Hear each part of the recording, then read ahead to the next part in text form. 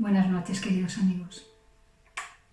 Por fin encuentro un ratito para retomar las reflexiones acerca de la vida del Señor, de los distintos acontecimientos de su vida.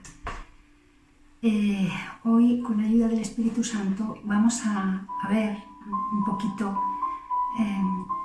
de algo que tenemos encima. Es el Domingo de Ramos, ¿no? La celebración del Domingo de Ramos. Una celebración que seguro que nos resulta muy familiar a todos y que tiene que ver con un hecho muy importante en la vida de Jesús, en la de todos los cristianos y en la de toda la humanidad. Es uno de los pocos eventos, además, en la vida del Señor que recogen los 4 evangelistas y que acontece en el inicio de la última semana en la vida de Jesús.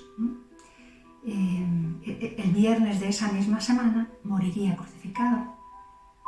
Bueno, pues vamos a ver qué pasó ese día y qué tiene que ver con nosotros hoy. Vamos a hablar de la entrada triunfal de Jesús en Jerusalén. Como os decía, es uno de los pocos eventos en la vida del Señor que recogen los 4 evangelios. A esta última semana de su vida le dedican los 4 evangelistas una parte muy importante de sus escritos. Fijaos, el de Juan tiene en total 21 capítulos y 9 de ellos están centrados en esa última semana. Claro, es que en esos días ocurrió el acontecimiento para el que Dios se hizo hombre. Es natural que los 4 evangelistas le presten tanta atención. Para entender lo que pasó ese día hay que retroceder un poco hasta el momento en que el Señor resucita a Lázaro, porque fue un hecho tan llamativo y tan potente, tan fuerte, que trascendió y fue motivo de admiración y de comentarios, no solamente en Betania, donde ocurrió, sino también en Jerusalén y en todas los alrededores, en toda la zona. Como sabéis, Jesús se acercó hasta Betania para visitar a Marta y a María. Marta salió a su encuentro y llorando le dijo: Señor, si hubieras estado aquí, mi hermano no habría muerto. Señor, el que amabas, ha muerto. Y bueno, entonces Jesús resucitó a Lázaro. A Jesús ya le seguía, en aquel momento, le seguía una muchedumbre importante, ¿no? Ya sabéis que a Jesús le seguían muchas personas y le habían acompañado hasta Betania. Habían ido detrás de él y fueron testigos de lo que ocurrió allí. No solamente la familia y los amigos, que había bastantes amigos acompañando a Marta y a María, porque Lázaro había muerto hacía 4 días y entonces, eran 2 mujeres solas en una sociedad como aquella y no las dejaban, no las quisieron abandonar y entonces la casa estaba llena de gente. Bueno, vemos que todo lo que acontece en la entrada triunfal, en el recibimiento que le hacen al Señor en Jerusalén, de alguna manera tiene que ver con ese hecho, ¿no? Porque, vemos por los evangelistas que Jesús entra en Jerusalén montado en un asno y lo hace deliberadamente, ¿no? Algo que llama la atención, porque el Señor siempre pedía a todos aquellos a quienes curaba que no lo contasen. Y claro, él sabía que de su prudencia y de su discreción dependía el tiempo que iba a vivir en esta tierra. Sabía que sus palabras y sus hechos eran motivo de escándalo para los fariseos y que tenían los ojos puestos en él y que tarde o temprano iban a ir a buscarle. Entonces, en este caso fue el mismo Jesús quien organiza la entrada en Jerusalén y claro, eso nos llama la atención, ¿no? Resulta llamativo. Envió a sus discípulos a buscar este asno, ¿no? un asno que iba a utilizar, ¿no?, para la entrada, con la intención de entrar en la ciudad santa como el Mesías. ¿Y por qué? ¿Qué tiene que ver el burrito, el asno con todo esto? Bueno, pues porque tenía que cumplirse la profecía de Zacarías. Ahora lo vemos. Si esta manifestación hubiese tenido lugar un poco antes, se habría adelantado el momento de la cruz y no era el momento. El momento era este.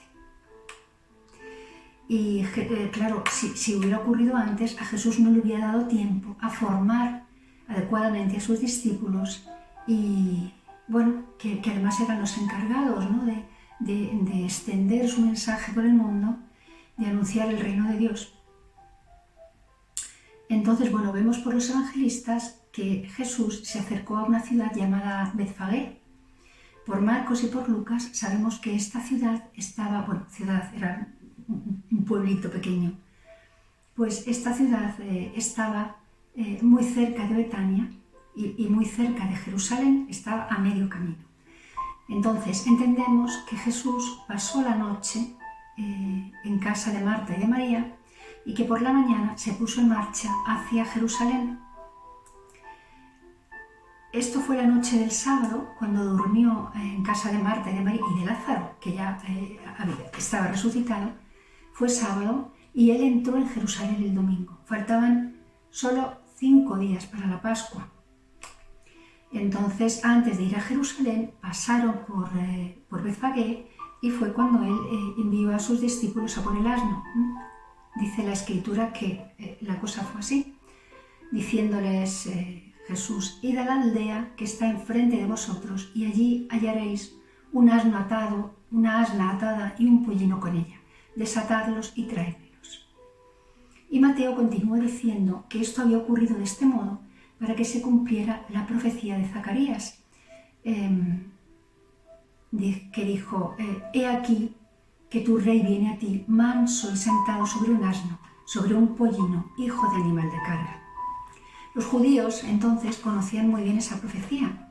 Los judíos conocen muy bien sus sagradas escrituras, mucho mejor que los cristianos, mucho mejor que los católicos y bueno, los musulmanes también. De hecho, desde que son pequeñitos le dan mucha importancia al conocimiento de sus escrituras y entonces pues las manejan muy bien y las tienen en la cabeza y las van vinculando a su vida casi continuamente.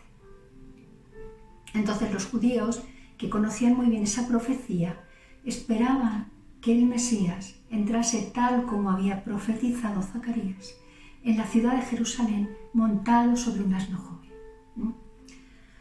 Por eso los habitantes solían criar burritos y era común encontrarlos en las casas que estaban a la entrada de Jerusalén. Ellos esperaban que la llegada del Mesías, ¿no?, que cuando llegase ese momento, pues recurriera a uno de aquellos burritos para entrar en Jerusalén, tal y como había profetizado Zacarías. Claro, lo que ellos buscaban era ese Mesías para que terminase el sometimiento a los romanos. Y cuando Jesús llegó a Jerusalén existía toda una tradición alrededor de esa profecía que ellos conocían también. Pero es que además los asnos eran los animales tradicionales sobre los que los reyes montaban en el cercano oriente cuando iban a acercarse a una ciudad en son de paz. Así que Jesús, con ese acto, estaba expresando su realeza. El pueblo esperaba la llegada del Mesías sobre un burro y Jesús estaba manifestando que Él era el Mesías, el esperado, que el tiempo de la restauración había llegado a través de Él. Pero, claro, así como los caballos en el Antiguo Testamento, y ahora también, ¿no?, eran un símbolo se asociaban, ¿no?, con el orgullo humano, con la soberbia, la arrogancia y la guerra. Los burros se asociaban, además de con la realeza, con la paz y con la humildad. Así que él se estaba proclamando rey, pero su realeza estaba basada en la paz. No tenía nada que ver con lo que ellos esperaban. además estaban a punto de celebrar la Pascua, la liberación del pueblo hebreo. Así que esa entrada en Jerusalén simbolizaba también el tiempo de la liberación, la restauración que estaba llegando. Jesús, como un rey que va hacia su palacio, iba por las calles de Jerusalén hacia el templo, el lugar de la presencia de Dios. Su reino no era de este mundo, no es de este mundo, sigue sin ser de este mundo, sino que es del mundo del Espíritu. Bueno, pues decíamos que Jesús había venido de Betania, seguido de un grupo numeroso de personas. Decía esto Mateo, que le seguían grandes multitudes a todas partes. Y bueno, pues todos aquellos que le habían seguido desde Galilea hasta Betania y los que le seguían de Betania hasta Jerusalén se reunieron, iban detrás de él y se formó un cortejo muy llamativo. Y entonces, como la ciudad estaba tan llena de gente, porque era una ciudad grande y porque además iban a celebrar la Pascua, pues en esos momentos había mucha gente allí. Claro, el acontecimiento era muy importante. Para los judíos era y sigue siendo, y entonces quizá más, muy importante. Sus tradiciones religiosas, su Dios, el Dios de sus padres y tal. Y entonces la gente se marchaba para Jerusalén desde las aldeas, desde el resto de todas las zonas de por allí, y montaban sus tiendas en el extrarradio, en las afueras de la ciudad, y subían cantando salmos, ¿no?, a la ciudad santa, y esperaban allí a que, bueno, pues a preparar su corazón para celebrar esa Pascua. Montaban tiendas normalmente, ¿no? Y claro, Mateo nos dice, cuando entró en Jerusalén, toda la ciudad se conmovió diciendo, ¿quién es este? Y la gente respondía, es Jesús, el profeta de Nazaret, en Galilea. Y tendían sus mantos en el suelo para que el Señor pisara sobre ellos y alfombraron el suelo con hojas de palma y ramas y los agitaban en sus manos en señal de júbilo, gritando Hosana, y aclamaban al Mesías, al libertador, que estaba entrando. Pero ¿quiénes aclamaban a Jesús? Bueno, pues fijaos que en tan solo una semana las multitudes cambiaron tan drásticamente de opinión en cuanto a Jesús que 5 días más tarde de aquellas aclamaciones estaban gritando crucifícalo. Bueno, la razón de todo aquello es que ellos veían a Jesús como un político, una especie de caudillo, alguien que se levantara contra el poder militar y político de los romanos. Otros también se unieron a la comitiva, como hemos dicho, que venía de Betania, porque habían oído o habían visto el milagro de la resurrección de Lázaro y sentían curiosidad y querían acompañarle. Otros estarían contagiados por el entusiasmo popular, actuaban simplemente por imitación.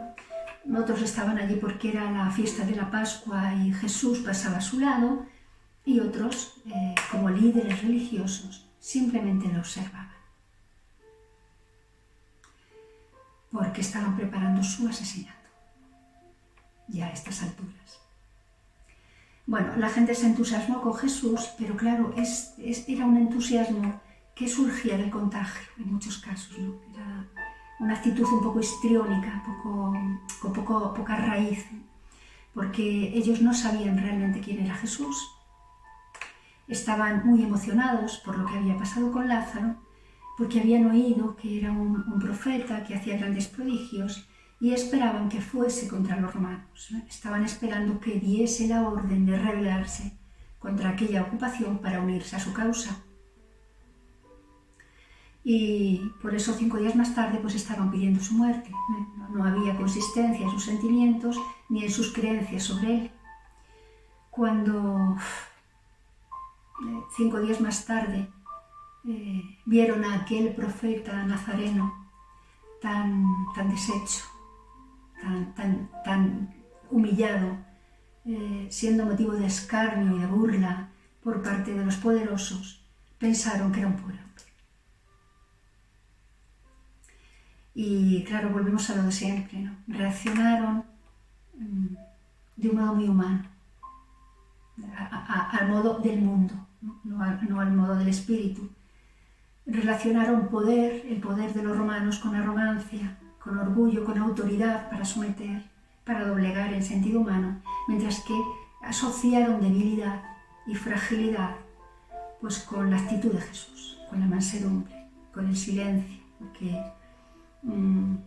claro, una vez que pasó ese fervor popular, pues fue sustituido por el odio, y aquellos que clamaban a Jesús como rey, una semana después gritaban ante Pilato que lo crucificase. Fueron, tanto el rey como el reinado fueron rechazados públicamente porque la gente no entendía. ¿Cómo iba a ser aquel pobrecito el Mesías? Ellos esperaban un caudillo, un hombre enérgico, autoritario, incluso violento, vestido al modo de los caudillos, no vestido pobremente, que hablase con un lenguaje pues eso, propio de la gente de ese tipo. Y Jesús en aquel proceso guardó silencio prácticamente durante todo el tiempo y adoptó una actitud de muchísima mansedumbre, porque no tenía sentido entrar a dar explicaciones a quienes le acusaban o le juzgaban, ¿no? Porque no entendían nada. Estaban hablando idiomas diferentes. Y bueno, Jesús era el Hijo de Dios y la salvación que traía nada tenía que ver con lo que ellos esperaban. Además, Jesús tenía que pasar por todo aquello para que se cumpliera el plan del Padre, ¿no? La cruz era el fundamento sobre el que iba Jesús a establecer su reino, pero la gente no lo sabía, no lo entendía. Los evangelistas nos dicen que algunos pusieron sus mantos por el camino por donde él pasaba y arrojaron a sus pies hojas de palma y ramas, que bueno, pues todo esto sirvió como una alfombra improvisada para la cabalgadura que Jesús montaba, ¿no? El detalle es interesante porque, claro, hay que tener en cuenta que para ellos los mantos, las vestiduras, eran símbolo de la dignidad personal y de la posición social. Por tanto, ese gesto de colocar sus mantos era un modo de mostrar respeto y homenajear al que llegaba, al que ellos consideraban Mesías. Las palmas y las ramas tenían que ver con la victoria, probablemente, ¿no? Con la victoria de los macabeos, que había ocurrido 175 años antes de que naciera Jesús, contra los sirios. Los sirios se levantaron en guerra contra los macabeos, contra los judíos, y profanaron el templo, sacrificando una cerda en el altar en honor de Zeus, y además lo habían medio convertido en un burdel, ¿no? Entonces Judas Macabeo levantó una ofensiva contra el rey sirio y liberó a la nación y purificó el templo. Los judíos habían vivido fuera de las ciudades, medio como animales, huyendo de la guerra y de aquella revuelta. Y cuando ocurrió aquello, la liberación del pueblo y la santificación, ¿no? del templo nuevamente, pues con lo que tenían hicieron fiesta, y entonces pues, los palos, los callados, lo que tenían para caminar, los pusieron con flores y con hojas alrededor y entraron agitando esas flores y esas hojas al templo. Entonces aquello quedó como en la memoria colectiva y lo repitieron con Jesús. Y bueno, mientras Jesús caminaba, iban gritando: Hosana en las alturas, Hosana, bendito el que viene en nombre del Señor.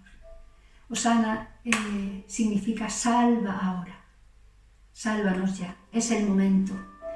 Y se empleaba para pedir la liberación a Dios. La liberación siempre, lo que la multitud estaba esperando era que Dios los liberara de la ocupación romana. Para ellos aquello era una tortura, una humillación, ¿no? Vivir sometidos,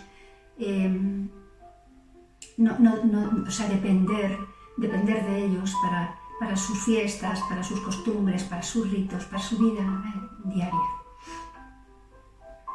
Y entonces, además, como la ciudad estaba tan llena de gente, ¿no? para celebrar la Pascua y rememorar la liberación de la esclavitud de Egipto, pues el pensamiento generalizado entre todos ellos era que cuanto más tiempo pasara, pues sería mucho peor, ¿no? Entonces estaban esperando, ¿no?, que ocurriera de un momento a otro la llegada de ese Mesías, y entendieron que aquel hombre que había resucitado a un muerto, que lo habían visto y que además pues tenía algo, Jesús, que todo el mundo veía porque era Dios, claro, era el Hijo de Dios, y era muy difícil no dejarse seducir por la verdad que emanaba de su palabra y de sus gestos, de sus miradas, de su porte al andar. Y aunque luego se les olvidase inmediatamente después, ¿no?, pero había algo en aquel hombre. Y entonces, bueno, pues estaban diciéndole: Hosana, bendito el que viene en el nombre del Señor. Estaban recitando el Salmo 118. Volvemos a lo que os comentaba, que ellos conocen muy bien la Escritura, conocían perfectamente la Escritura, recitaban los salmos. Bueno, pues eso, las multitudes esperaban que Jesús estableciese el reino y que él mismo se sentase en el trono de David como el legítimo rey de Israel. Pero los fariseos y la clase sacerdotal que estaba por allí, pues estaban también muy atentos a lo que pasaba. Y cuando vieron cómo proclamaban a Jesús como Mesías y con Hosana, ¿no?, ante aquel despliegue de entusiasmo y de euforia, los fariseos lo encontraron exagerado y excesivo y le llamaron la atención a Jesús, y le dijeron: frena a tus discípulos, diles que se callen. Y Jesús dijo una frase lapidaria que yo repito muchas veces y que a mí me ha sido de muchísima ayuda para entender, ¿no?, la realeza de Jesús, el reino de Jesús, para conocer realmente quién es, conocer y aceptar quién es Jesús. Jesús dijo: si ellos callaran, gritarían las piedras. Lo que están diciendo es una verdad que no se puede callar, que no se puede silenciar, aunque vosotros no la veáis. Estáis aclamando a Dios, están aclamando a Dios, están a punto de ser, y estáis todos a punto de ser testigos del acontecimiento más importante de la historia.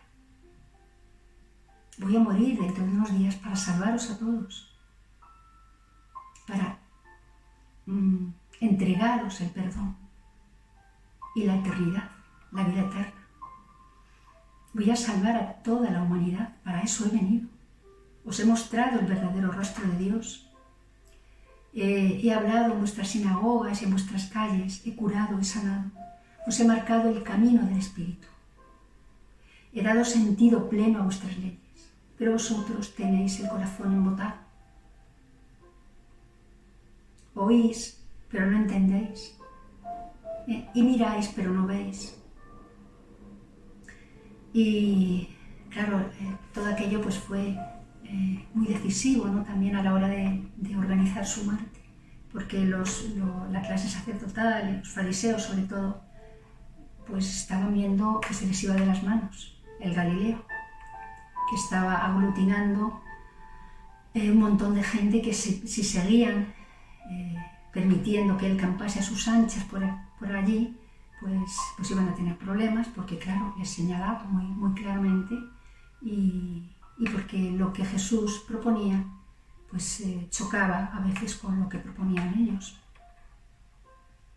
Bueno, pues después de aquello, Jesús se dirigió al templo, seguido pues por toda aquella multitud que le aclamaba con hosanas, y allí fue donde derribó las mesas de los cambistas y les acusó de convertir su casa en cueva de ladrones, su casa. Habéis convertido, no dijo, mi casa es casa de oración, pero vosotros la habéis convertido en una cueva de ladrones. Aquello era de Dios, era el templo dedicado a Dios. Y él habla de su casa. Jesús está proclamando como Dios también, y todo aquello en fin, fue, como os digo, decisivo a la hora de plantearse su muerte. Jesús sabía que había llegado su momento, lo sabía y bueno, pues lo aceptaba y preparó todo aquella entrada triunfal con la intención de proclamarse ante la humanidad entera que representaban aquellos hombres y aquellas mujeres que tenía a su lado, pues para que lo vieran como lo que era, ¿no? El Rey, y para ver si eran capaces de entender lo que Él había venido a traer, lo que Él había venido a hacer. Es llamativo, ¿no? Porque han pasado 20 siglos y a nosotros todavía nos sigue costando muchísimo entender todo aquello. Tenemos las Escrituras, tenemos la Iglesia, tenemos su gracia, la gracia del Espíritu, tenemos un montón de recursos para profundizar en todo aquello, en quién es Jesucristo, en lo que ocurrió, en lo que hizo, en qué puede hacer hoy en mi vida, en qué está haciendo en mi vida. Pero pues como que no le damos demasiada importancia. Nos cuesta también a nosotros, a una persona pues que nosotros aquí en el primer mundo pues somos todos ricos, aunque no nos parezca que no somos todos riquísimos. Y nuestro mundo, nuestro reino es el reino del mundo. Es el reino del confort, de la comodidad, de las cosas buenas, del dinero, de la categoría social, pues de lo mismo que tenían entonces. Y entonces los obstáculos que separaban al pueblo de Jesús en aquel momento son los mismos que le separan ahora de los suyos, que seguimos siendo nosotros los que vamos viniendo, ¿no? Así que bueno, pues mañana vamos a celebrar este acontecimiento tan bonito, tan importante, es muy bonito. Y ojalá que seamos capaces, ¿no?, de entender un poco qué fue lo que Jesús nos vino a traer, que nos lo vino a traer a todos, que tenemos en Él al Salvador, y que deberíamos estar también nosotros pues acogiéndole con hosanas y con todo nuestro corazón abierto. Ojalá sea así, ojalá que vivamos mañana una celebración de Ramos un poco diferente y que el Señor nos toque el corazón para siempre. Yo lo deseo también para vosotros y os envío un abrazo muy fuerte y muchas bendiciones y me despido hasta el próximo día.